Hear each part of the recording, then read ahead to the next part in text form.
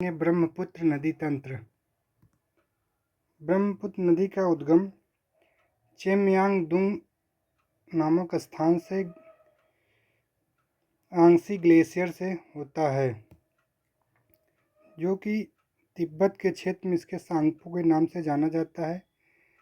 भारत में यह अरुणाचल प्रदेश के पास प्रवेश करती है, फिर असम होते हुए ये बांग्लादेश में इंटर करती है, जहाँ बंगाल में ब्रह्मपुत्र डेल्टा का निर्माण करती है।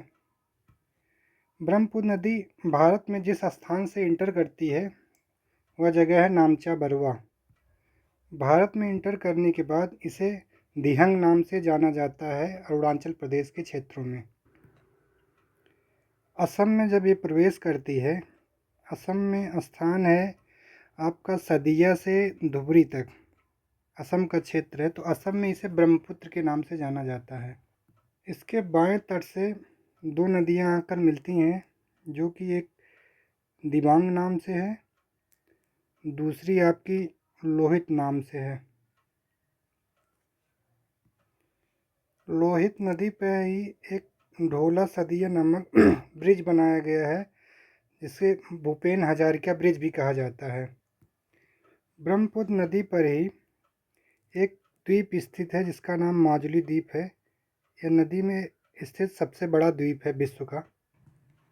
ब्रह्मपुत्र के बाएं से मिलने वाली दो और नदियां महत्वपूर्ण है, जो कि एक आपकी नागालैंड से निकलती है, उसका नाम धनसिरी है, और दूसरी आपकी एक मेघालय से निकल के जाके मिलती है, उसका नाम कोपिली है। अब हम देखेंगे ब्रह्मपुत्र नदी के दाएं तट से मिलने वाली इसकी सहायक नदियाँ कौन कौन सी हैं। एक है आपकी सुबनसिरी नदी आके मिलती है।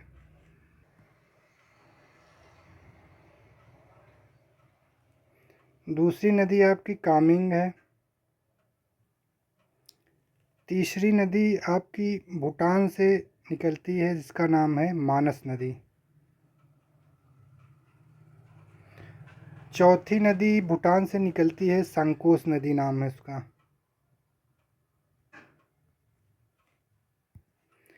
कामेंग नदी के तट पर ही आपका काजीरंगा उद्यान स्थित है,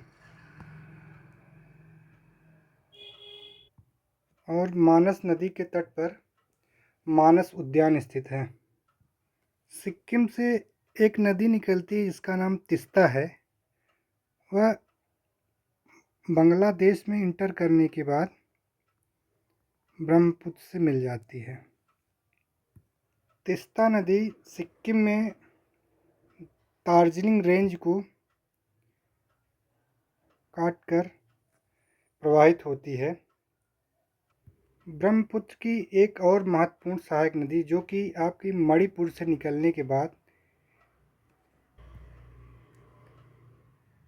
कैंची मोड़ लेते हुए फिर ये बांग्लादेश में इंटर करने के बाद ब्रह्मपुत्र से मिल जाती है। इस नदी का नाम है बराक नदी।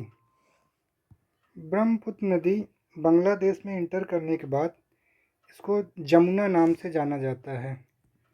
ब्रह्मपुत्र से ही गंगा नदी जो है आपकी ये प्रवेश करती है, इसका नाम पद्मा होता है, जो कि आके ब्रह्मपुत्र से मिल जाती है।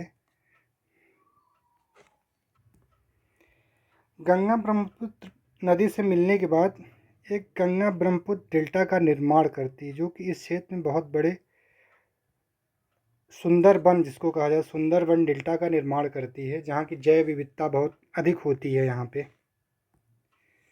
तिस्ता नदी 1887 से पहले गंगा की सहायक नदी हुआ करती थी, जो कि 1887 में आए बाढ़ के कारण तिस्ता नदी ने अपना रास्ता बदल दिया, जो कि अब इस समय यह ब्रह्मपुत्र की एक सहायक नदी बनकर रह गई है। अब हम नेक्स्ट वीडियो में दक्षिण भारत में या प्रायद्वीप भारत की नदियों के बारे में देखेंगे, वहाँ पे कौन कौन सी नदियाँ प्रवाहित हो रही हैं, क्या नदी तंत्र बना रही हैं, कौन कौन सी किसकी सहायक नदी है, उसके बारे में नेक्स्ट वीडियो में चर्चा की जाएगी।